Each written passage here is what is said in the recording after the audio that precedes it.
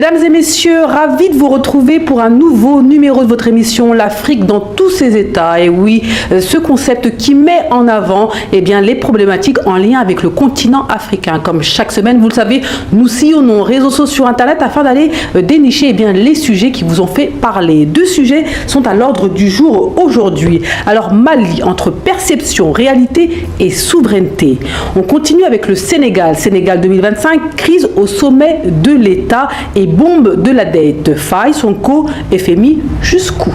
Mesdames et messieurs, voilà les deux sujets que nous allons aborder avec nos invités du jour. Bienvenue à vous. Donc, que se passe-t-il au Mali? Donc là, on a un peu de recul. Est-ce que vous pouvez prendre le temps pour raconter, pour expliquer aux téléspectateurs qui se posent des questions, que s'est-il passé? Que se passe-t-il? Où en sommes-nous? Non, c'est une situation à laquelle, pour l'expliquer, il faut prendre deux œillères. Le Mali, vu de l'extérieur, tel que relaté par la presse internationale, c'est vraiment une cabale. On ne peut pas appeler ça autrement. C'est une campagne un peu taxée, alarmiste, qui s'est prolongée avec même le rappel de certains états de leurs citoyens dans un pays. De telles circonstances n'arrivent que quand un pays va difficilement en crise, plus qu'une crise, c'est quand on assiste à un changement ou à une situation difficile, en tout cas inespérée. Mais ce n'est pas du tout le cas au Mali. Pas du tout. Attention, là je ne dis pas qu'il n'y a pas de difficulté. Il n'y a pas de difficulté d'approvisionnement, notamment cette difficulté d'approvisionnement en carburant qui a connu un peu des moments difficiles, et on a vu quand même à Bamako que les gens avaient du mal et on est allé même à fermer l'école. Tout ça c'est vrai, c'est vrai, ça c'est une réalité.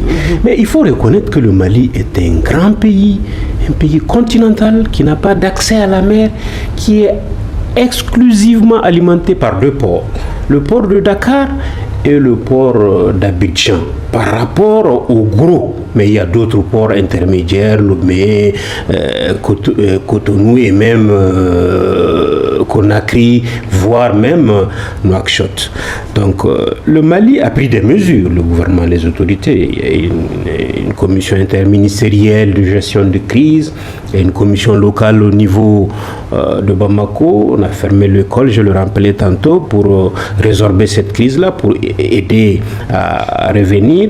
Mais les activités ont continué avec des difficultés, certes. On a vu des événements, des activités économiques, l'inauguration de la deuxième usine de lithium et l'inauguration également de ce salon qui a fait couler beaucoup d'encre et de salive, le salon BAMEX 2, le salon de la sécurité, le premier salon de la sécurité, parce que la région en avait besoin. C'est une demande plus large qui dépasse le seul cadre du Mali, qui va 30 pays, une cinquantaine de pays ont participé avec, mais c'est une exigence du Sahel et de la nature de la crise qui s'impose au Mali et au Mali. Donc ça veut dire, je me permets de vous couper, donc oui, encore une fois, pour nos téléspectateurs qui sont à l'étranger, pour beaucoup, pour des Maliens de la diaspora, qui se posaient des questions, parce qu'on a vu tellement d'informations autour de la situation malienne, qui parlaient de blocus, qui ont utilisé tous les termes pour qualifier la situation malienne. Donc concrètement, oui, vous le dites ici sur le plateau, effectivement il y a eu des problèmes d'approvisionnement énergétique, notamment carburant, etc. Donc ça, effectivement, c'est une réalité. Mais c'est pas une réalité on ne peut pas la qualifier de blocus. C'est quoi exactement? Qu'est-ce qui s'est passé? Est-ce qu'on peut faire juste une rétrospection de ce qui a pu se passer? Mais moi, je crois concrètement qu'il y a une exagération de la part de la presse internationale. Ils avaient un agenda. Ils ont peut-être toujours un agenda. On ne sait pas pour lequel. Parce que c'est quand même un pays qui a choisi le français comme langue de travail. Je regrette que les événements, que les rapports entre le Mali et la France, les autorités maliennes et les autorités françaises atteindre ce stade-là. Parce que nous avions partagé une grande partie de nos vies entre ces deux pays-là et nous connaissons 3 générations de franco-maliens et ça les met mal à l'aise de choisir, de se retrouver dans cette situation. Vous avez des élus, vous avez des adjoints, des conseillers. Tout ça, c'est problématique parce que c'est des liens historiques et des liens de sang. Ça, c'est regrettable.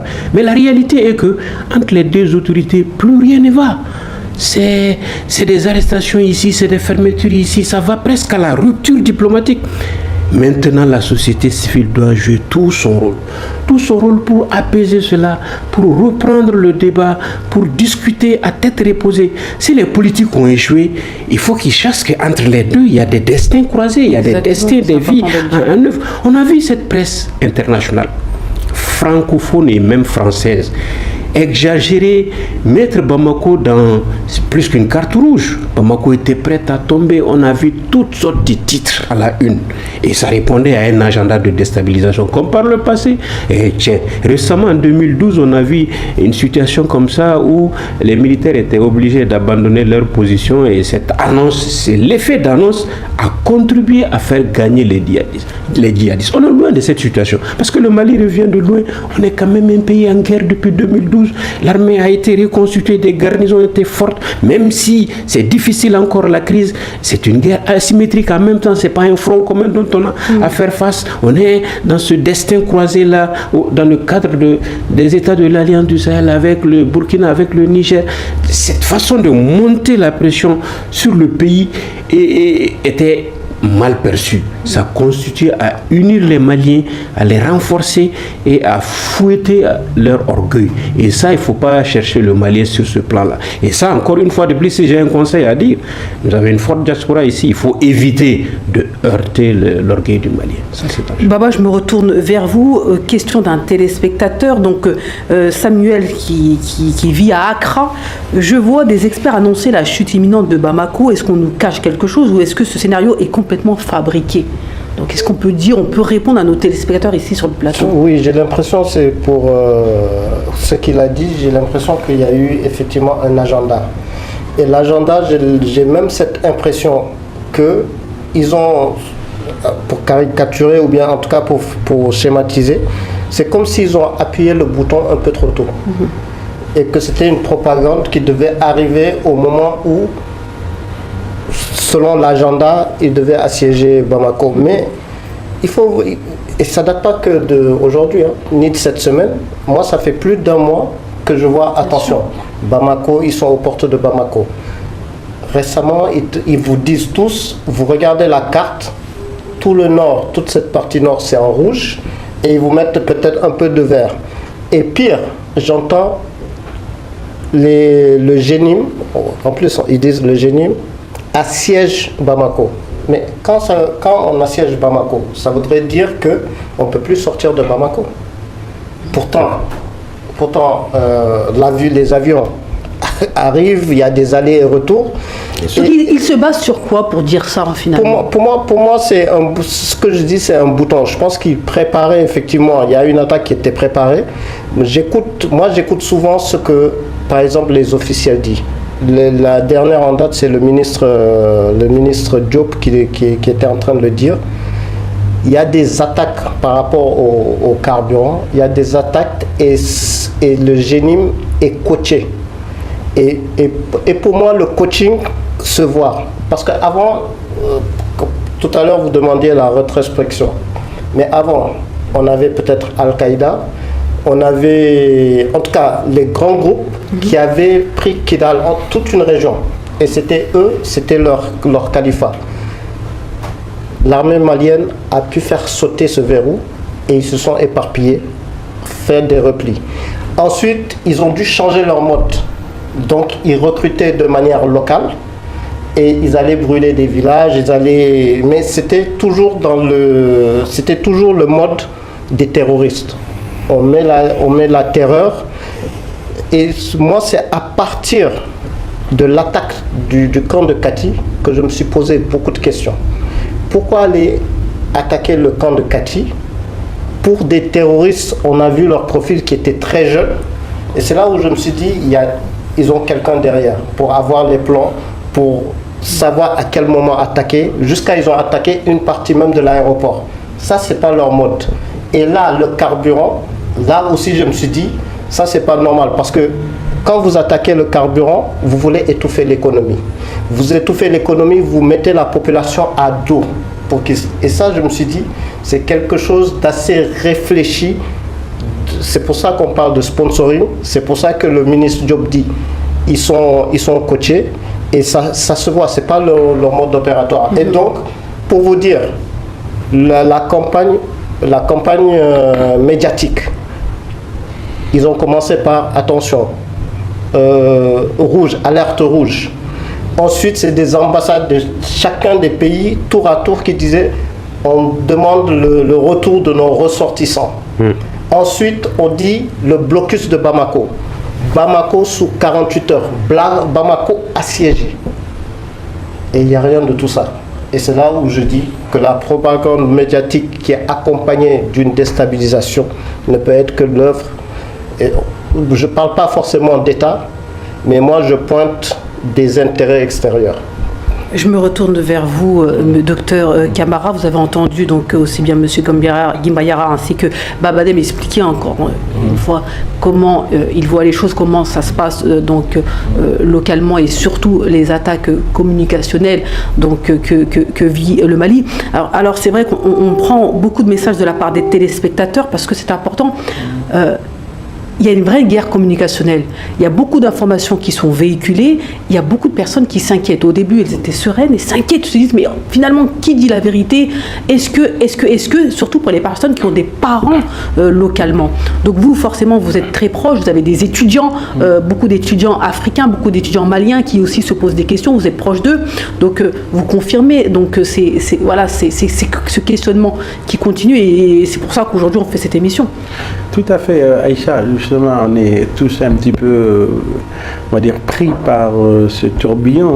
Donc, c'est toutes ces informations alarmistes qui viennent, qui reviennent depuis, on va dire, un peu plus d'une semaine. C'est vrai que toute personne qui a des liens avec le Mali ou qui a une sensibilité par rapport au Mali est obligée un petit peu d'être un petit peu inquiet, donc de loin, parce que nous, on n'est pas sur le terrain, on ne sait pas quelle est la réalité sur le terrain. Bon, heureusement, les parents les Maliens qui sont au Mali, si on est en relation avec eux, ils nous rassurent un petit peu en disant, comme M. Guimbayara l'a expliqué, en disant que la vie se passe à peu près normalement, en tout cas dans les grandes villes. Mais nous qui sommes à l'extérieur, c'est vrai que nous sommes très anxieux par rapport à toutes ces informations alarmistes qui disent que voilà, Bamako est sur le point de tomber et qu'il y a un pouvoir djihadiste comme un petit peu à l'image des talibans qui va s'emparer du pouvoir. Donc on est forcément très inquiet. Et donc on a envie justement d'être rassuré, donc non seulement rassuré par les autorités maliennes, par leur capacité à montrer qu'ils tiennent la maison, que quoi qu'il arrive, que même si on est dans une situation difficile, que malgré tout, rien en tout cas ne permet d'affirmer aujourd'hui qu'eux-mêmes ils ne sont pas du tout inquiets. Donc c'est quelque chose qui rassurait et la diaspora et les Maliens qui ne sont peut-être pas aujourd'hui à Bamako, mais qui peuvent aussi entendre le même son de cloche. Mais force est de constater que c'est vrai que la situation au Mali est une situation très difficile. Bon, on a parlé la semaine dernière, on a parlé de la résilience des Maliens par rapport à des difficultés économiques donc de plus en plus importantes, notamment liées à ce blocus. Tout à fait. Mais il faudrait quand même se rendre compte d'une chose, c'est que, alors même si évidemment on sait que le Mali est aussi victime de tout ce qui se passe sur le plan géopolitique, donc il y a des guerres qui se font par personnes interposées, donc on voit bien l'impact du conflit entre la Russie et l'Ukraine, comment ce conflit est plus ou moins exporté aussi sur le terrain au Mali. Bon, on voit aussi l'opposition qu'il y a eu entre le Mali et un certain nombre de pays occidentaux donc qui ont peut-être été frustrés par la manière dont les autorités maliennes ont un petit peu rompu certains accords et aussi cette volonté d'exprimer la souveraineté, pas que du Mali mais des pays de l'Ouest. Donc tout ça fait qu'il y a des bonnes raisons de penser que beaucoup d'intérêts peuvent justement être tentés de voir le Mali déstabilisé, en tout cas de voir ces autorités-là partir, mais en tout cas on souhaiterait que ces autorités-là, en tout cas, ne puissent pas demain être remplacées par des groupes djihadistes qui... En tout cas, on aura l'occasion d'en parler, on aura des nouvelles certainement donc dans les prochains jours. Voilà, mesdames et messieurs, nous sommes au terme de cette émission. Merci à vous, monsieur Guimbayara, pour votre présence ici sur le plateau de l'Afrique dans tous ses états. Merci à Dr Camara ainsi que Baba Deme. Rendez-vous la semaine prochaine pour un nouveau numéro de votre émission. Bye bye.